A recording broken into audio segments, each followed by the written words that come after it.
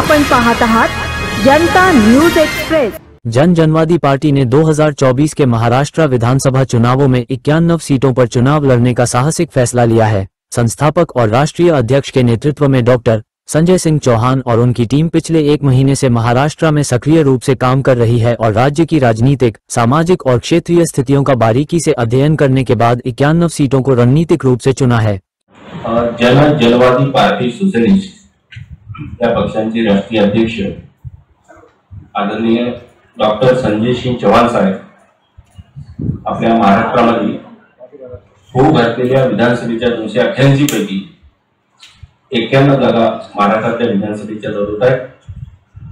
तर संजय चौहान साहेब हे जे जनवादी पार्टी आहे देशातल्या झारखंड, बिहार, उत्तर प्रदेश, उत्तराखंड या राज्यामध्ये पक्षाचं चांगलं काम आहे आणि प्रथमतः महाराष्ट्रामध्ये जेव्हा संजय साहेबांना सांगितलं आम्ही की इतर काही म्हणजे अनेक पॉलिटिकल पार्टीवर मी अनेक एलिगेशन करणार नाही, परंतु इथं तिकीट मिळत नाही, दिल्या जात नाही, तर त्या जागेवर आम्ही 91 जागा ह्या कंटेस्ट करणार आहे यावेळेस। तर संजय चौहान साहेब थोडं मार्गदर्शन करतात।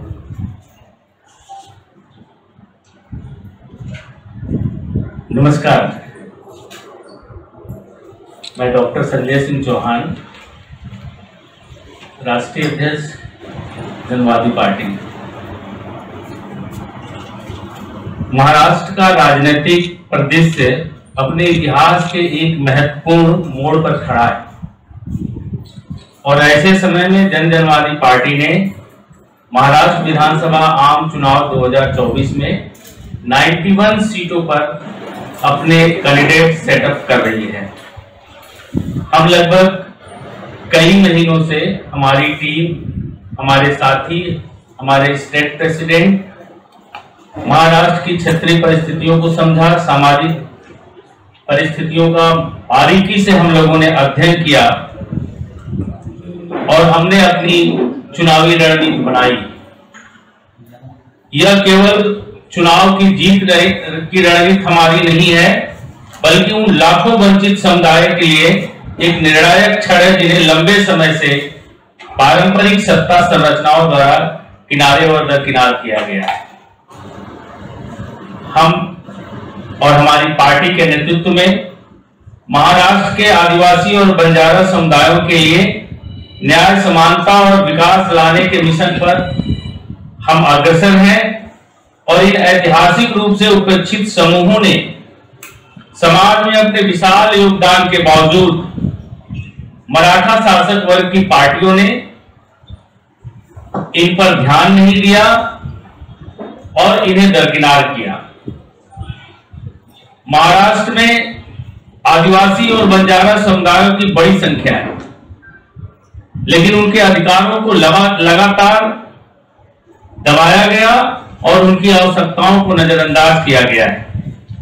विशेष रूप से जो मराठा प्रभुत्व वाली पार्टियां हैं और यूं कहिए तो वर्तमान में जितनी भी मजबूत सियासी पार्टियां हैं वह पक्ष और विपक्ष सब इन्हीं समुदायों द्वारा, मराठा समुदाय द्वारा ये निर्मित पार्टियां और इनके नेतृत्वकर्ता मराठा समाज से आते हैं।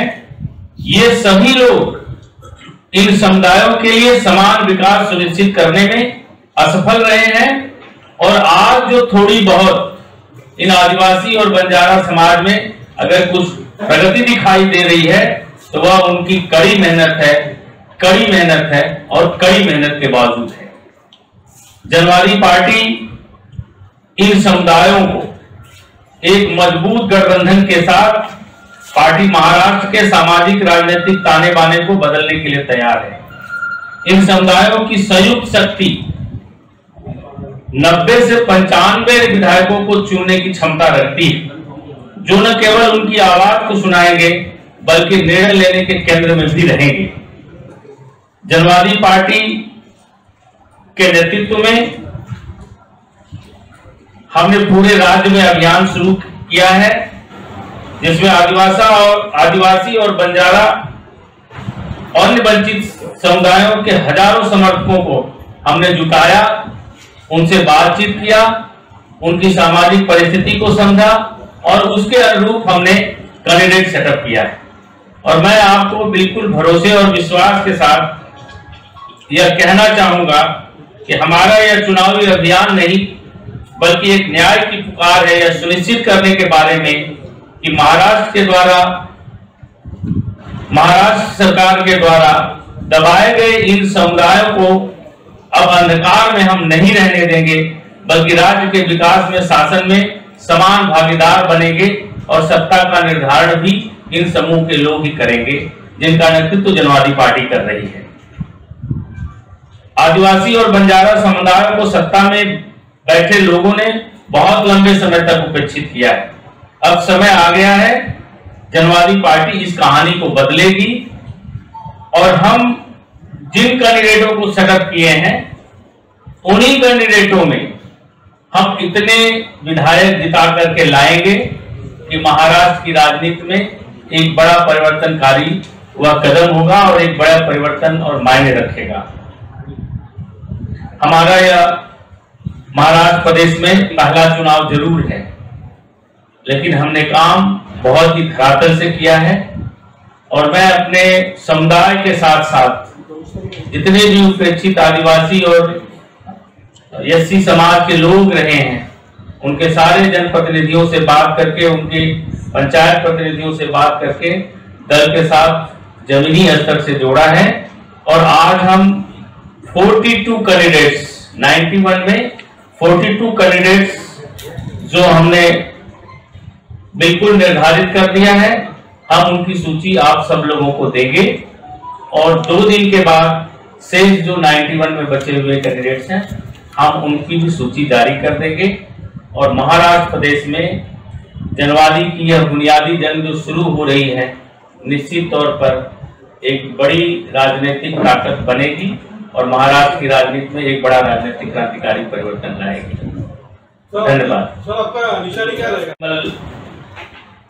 अभी हमारी रजिस्टर्ड अनरिकॉग्नाइज्ड पार्टी है, तो इसलिए कॉमन सिंबल के लिए हम लोगों ने इलेक्शन कमीशन में एप्लीकेशन डाला है।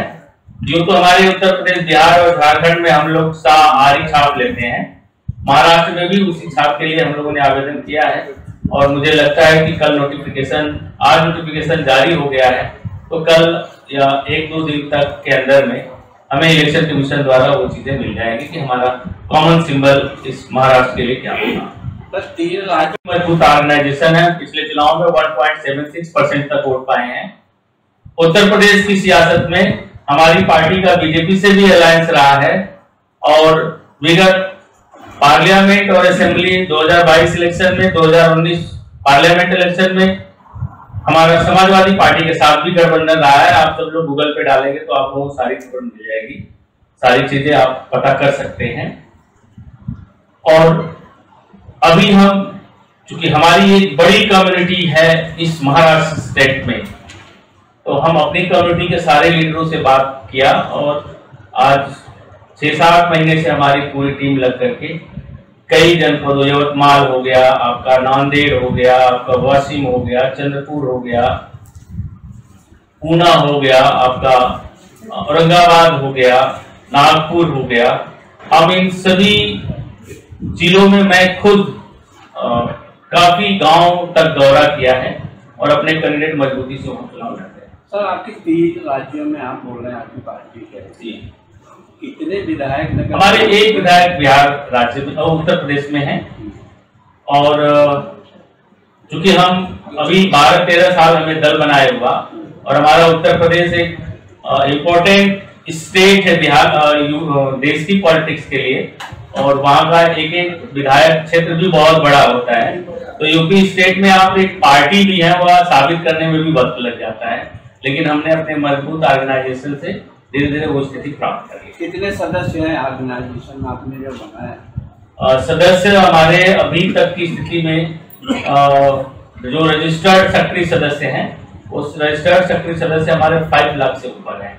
महाराष्ट्र में कितने हैं? और महाराष्ट्र में अभी हम एग्जैक्ट आंकड़ा इसलिए नहीं बता पाएंगे कि मैंने काउंट नहीं किया है। जहां तक जो चीजें मेरे रसीदों का सेकेंड कॉपी जो हमारे ऑफिस तक पहुंची है, अभी मैंने ये चीजें नहीं पूछा था कि अभी हमारे कितने सदस्य हैं, लेकिन आप इस बात को इस चीज से भी अंदाजा लगा सकते हैं कि अगर मैं 91 सीटों पर कैंडिडेट सेटअप कर रहा हूं तो निश्चित तौर पर उन जिलों में हमारे रूट लेवल पर कार्यकर्ता है और पदाधिकारी भी है और हमारा संगठन भी है।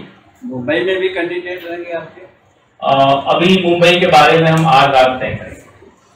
कुछ लोग जो हमारे उत्तर भारतीय भी हैं, लोगों ने मुझसे संपर्क किया था, और कुछ लोग यहाँ के स्थानीय लोग भी हैं, लेकिन चूंकि हमारा पूरा ध्यान विदर्भ क्षेत्र में ज्यादा रहा है और नागपुर एरिया में ज्यादा रहा, तो मुंबई में मैं मेरा कम आना।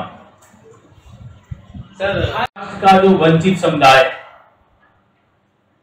जिसकी 80% आबादी वह बंजारा समाज है, आदिवासी समाज है, एससी समाज है, लेकिन वो महाराष्ट्र की राजनीति में कहां खड़ा है? महाराष्ट्र की 20% आबादी वाले लोग महाराष्ट्र की पॉलिटिक्स पर हर एंगल पर कब्जा करके रखे हैं। पश्चिम में भी वही है, विपक्ष में भी वही है, और इन समुदाय को टिकट भी बहुत कम देते हैं। तो हम इन वंचित समुदायों को इकट्ठा करके एक मजबूत राजनीतिक गोलबंदी कर रहे हैं, और इन वंचित समुदायों को हमेशा सत्ता और सरकार द्वारा कहीं न कहीं नजरअंदाज किया गया है। तो हम उनकी सशक्तिकरण के लिए महाराष्ट्र में काम करेंगे और उन्हें सम्मान से जीवन जीने की व्यवस्था कैसे बनेगी इसके लिए काम। सर, ये हर एक पार्टी में हमारे पार्टी का दायरा उन सभी धर्म और जातियों में जो वंचित समुदाय से आते हैं उनके सशक्तिकरण का है। और आपको ये बात कांग्रेस और बीजेपी, कांग्रेस से पूछना चाहिए, एनसीपी से पूछना चाहिए, जो लोग अल्पसंख्यक वर्ग का वोट लेते हैं लेकिन उनके जो असली मसाले है रोजी रोटी पर का, उस पर वो कितना काम करते हैं और कितनी बात करते हैं। तो क्या अब इस बार मुस्लिम को वोट के लिए खड़ा करने वाले हैं विधानसभा इलेक्शन? अब हमारे पास है कुछ कैंडिडेट्स हैं जो हम पिछली सूची में जारी करेंगे।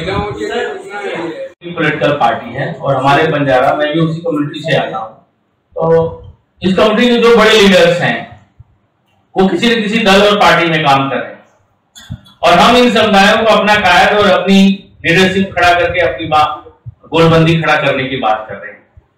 करीब करीब 91 ऐसी सीटें जहां सिर्फ बंजारा और आदिवासी वोट को जोड़ दीजिए तो वो जीत सकते हैं चुनाव, स्वयं विधायक बन सकते हैं। तो हम इस कॉम्बिनेशन को बना रहे हैं, और मैंने दलित समाज के बहुत सारे लीडरों से बात किया, आदिवासी समाज के मजबूत संस्था जो सामाजिक संगठन है, लीडरान है, मैं उनसे भी इस बात को रखा, और वे सब लोग हमारे इस मिशन के साथ सहमति दी है, और उन्हीं की सहमति के आधार पर हमने कैंडिडेट भी दिया है। आप कभी जिससे बात किया आपने, उन लोग भी कैंडिडेट खड़ा कर रहे हैं? कौन लोग?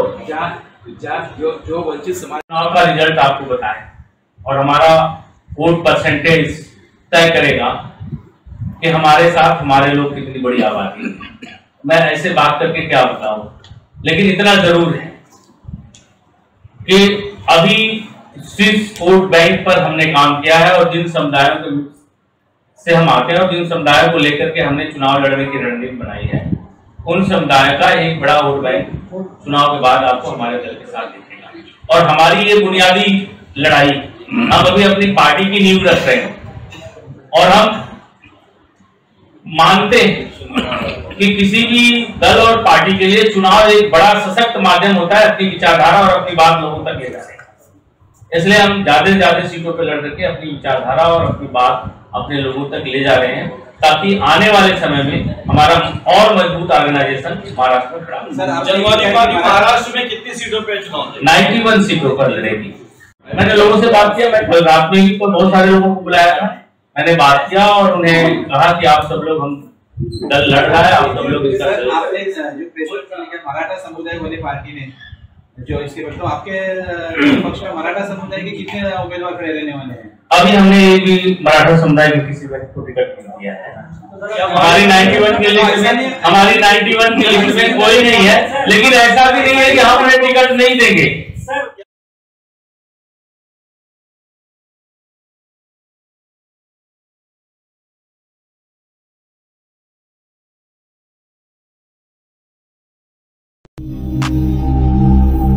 अचूक बातम्या, निपक्षपाती विचार, अन्यायाविरुद्ध वाचा फोडणारे परखड विचारांचे सार्वभौम दैनिक प्रजासत्ताक जनता